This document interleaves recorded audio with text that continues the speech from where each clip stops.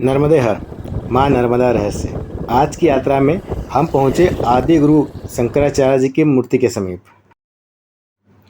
एक समय माँ नर्मदा की भीषण बाढ़ में आदि गुरु शंकराचार्य जी महाराज ने क्या चमत्कार दिखाए, जानने के लिए बने रहिए इस वीडियो में हमारे साथ।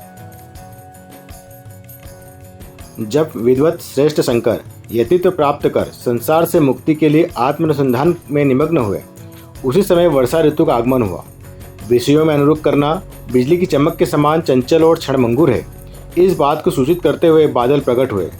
मेघों ने आकाश को आच्छादित कर बार बार घोर वृष्टि की। आचार्य शंकर अपनी समाधि अवस्था में थे। समाधि से उत्थान होने पर उन्होंने गंभीरतापूर्वक इस विषय पर विचार किया कि अब उन्हें क्या करना चाहिए। इधर वृष्टि की प्रबलता बढ़ती गई। ऐसा प्रतीत हो रहा था कि इंद्र देवता सृष्टि को जल निमग्न करने पर तुले हुए हैं। मोटी मोटी जलधारा की वृष्टि निरंतर 5 दिनों तक चलती रही। आकाश अंधकार से आच्छादित हो गया। जोरों से बिजली चमक रही थी। 5 दिनों तक अनवरत घोर वृष्टि होती रही। इससे मां नर्मदा नदी में प्रलयंककारी बाढ़ आ गई। चारों ओर हाहाकार मच गया। पशु पक्षी और मनुष्यों की आर्त ध्वनि से आकाश गूंज उठा। वृक्षों की पंक्ति धराशायी होने लगी। नर्मदा तट के लोग भयभीत होकर रक्षार्थ पुकारने लगे। चारों ओर त्राही त्राही मच गई। आश्रम भी जल निमग्न हो गया। जल प्रवाह के भीषण शब्द से समस्त आश्रम निवासी भयभीत हो गए। उस समय गुरुदेव गोविंद पाद जी महाराज निर्विकल्प समाधि में स्थित थे। शिष्यगण गुरुदेव की शरीर की रक्षा के लिए चिंतित थे, पर उन्हें समाधि से उठाना भी नहीं चाहते थे।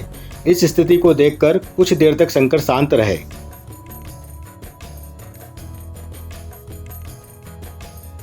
परंतु थोड़ी देर के बाद उन्होंने एक घड़ा लेकर उसे मंत्र से अभिषिक्त कर गुफा के द्वार पर रख दिया। सारा का सारा जल उसी घड़े में अवरुद्ध कर लिया। उन्होंने उस घड़े में समस्त जल को एकत्र कर उसी प्रकार रख दिया जिस भांति अगस्त ऋषि ने अपनी हथेली में समुद्र को रख लिया था। समाधि से उत्थान होकर गुरुवर ने शंकर की अलौकिक शक्ति का सारा वृत्तांत शिष्यों के मुख से सुना। शंकर की इस अलौकिक योग सिद्धि को जानकर वे अत्यधिक प्रसन्न हुए। गुरुवर ने प्रसन्न होकर आचार्य शंकर को आदेश दिया, तुम वेदों में वर्णित आध्यात्मिक तत्व का रहस्योद्घाटन करो और उसकी अमृत वर्षा से लोगों के दग्ध हृदय को शीतल करो। मां नर्मदा रहस्य प्रमोद अत्रे। धन्यवाद।